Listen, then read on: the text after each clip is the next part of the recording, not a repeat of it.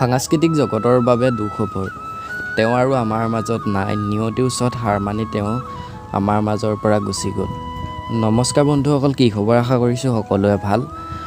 এটা বেয়া খবৰ লৈ আহিছোঁ আপোনালোকৰ মাজলৈ। কি হৈছে খবৰটো মই আপোনালোকক জনাম, সম্পূৰ্ণকৈ ভিডিঅ'টো চাই থাকিব। সকলোকে কন্দুৱাই নিয়তিৰ ওচৰত হাৰ মানি আমাৰ মাজৰ পৰা গুচি গ'ল বলিউডৰ ছেইফ আলি জালিৱালাই।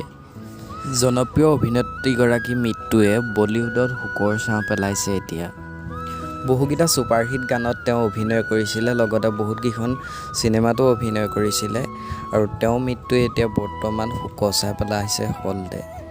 অতি আকস্মিকভাৱে মৃত্যু হয় অভিনেত্ৰীগৰাকী। মাত্ৰ 42 বছৰ বয়সতে তেওঁ নিয়তিৰ ওচৰত হাৰ মানি এই পৃথিৱীৰ পৰা বিদায় মাগে। আৰু আজিৰ ভিডিঅ'টো ইমানখিনিয়ে আছিল। নতুন যদি কোনোবা আহিছে চেনেলটো ছাবস্ক্ৰাইব কৰি ল'ব পাৰে।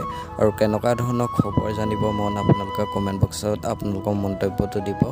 অনাগত দিনত আপোনালোকে বিচৰা ভিডিঅ'সমূহ মই দিবলৈ চেষ্টা কৰিম।